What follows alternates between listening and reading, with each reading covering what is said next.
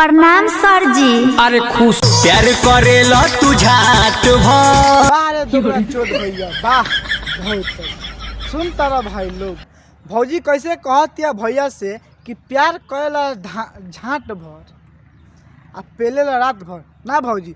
तो भौजी तू साफ से बताओ तार कहे के मतलब का बा तब पटक के नु प्रणाम करो नहीं। दूध दबावेला रात भर। ओहो क्या बात है। सुन तारा प्यार करेला झाट भर आ दूधू दबावेला रात भर। ए भौजी हम तो लागत ता भतार के दिमाग नु है घुटना में बा ओइसे सरवा के खाली दूध दबावता आ प्यार ना करता। एगो काम कर भौजी हम लगाव हम झाटो छिलम आ प्यारो करम। बड़ा हरामी हो बेटा।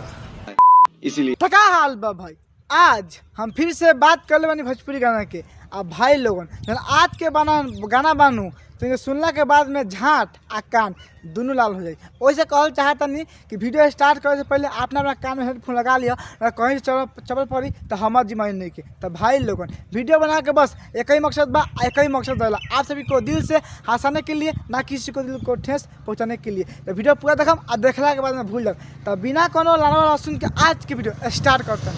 प्यार करेला तू झाट भर। ए भौजी तो का चाहता रू ना तू साफ से बतावा भैया से तू का चाहता रू कि भैया आवस आ पटक के दूध दबावस आ दबाला के बाद में तो मोथा उखाड़ दे लहंगा में के। तो देखा भैया भौजी का नाम भी सही बा। जब तू आवत नु तो झाट भर प्यार मत करो आ भौजी खाली दूध मत दबाओ। भौजी के मन खुश कर दो कि भौजी नु दोसर से ना मरवाई। शाबाश बेटा। दूध दबावेला रात भर। टक के मारम 15 हाली आ कम हम नहीं खिमल हम बारका बाबू। सुन तारा भाई लोग फिर से कहतिया भौजी कि दूध दबावेला रात भर। अरे भौजी हमार लगा तो बतानू मौगा बा ओ सारे का हटाओ हमरा के बुलाओ। अगर हम मौगा निकला नु हम बारका बाबू को बुला लिए उनका 6 इंच के बा। देखा आपने लापरवाही का नतीजा है। लड़की हूँ अभी नहीं। अच्छा अभी लड़की हूँ मैं नहीं। देखा तारा भाई लोगन ये साफ साफ कहे के मतलब भाई लोग अभी नु नया बिया लेकिन भौजी के दूध हेता बा आ छुआवत तो ऐसे बिया कि लागत है के बारे में हम जानते नहीं कि ए भौजी एक नंबर पता बा हमरा कि तू नु 76 बारू। बात तो सही है। होता है इश्क कोई मुझको भी बतला। अच्छा लेकिन ता फिर सॉरी अच्छा कैसे होला इश्क ता केहू बताओ ना।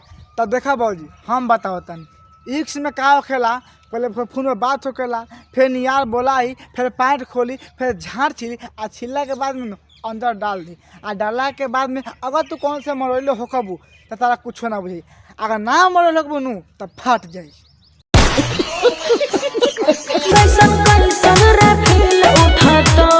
वाह रे भौजी ब्यूटीफुल वाली वाह बहुत अच्छा।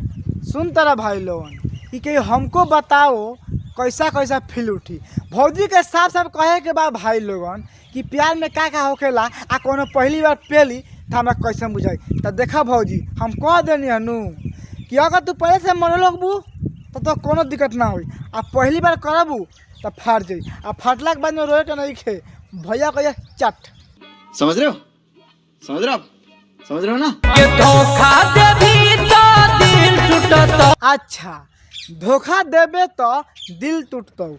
अरे भैया ता कहे के मतलब का बा ना हमें के साफ साफ तू बताओ तू कहल का चाहता है। अगर भौजी के धोखा मिली तो का होई आगे बोला तो ता कहे के मतलब का बा। प्यार करबी तो दिल टूटत। अरे तारा भौजी के अनार दबाओ वाह बहुत अच्छा कि प्यार करबे तो सिल टूटतो। तो ये बात सच बा भौजी। अब भैया तक साफ साफ खोल के बता दिल बारे कि दिल टूटता तो दर्द होता लेकिन पेलवाइबे तो सिल टूटता। तो साफ साफ बताओ पेलवा के मन बा कि दिल तोड़वा के मन बा।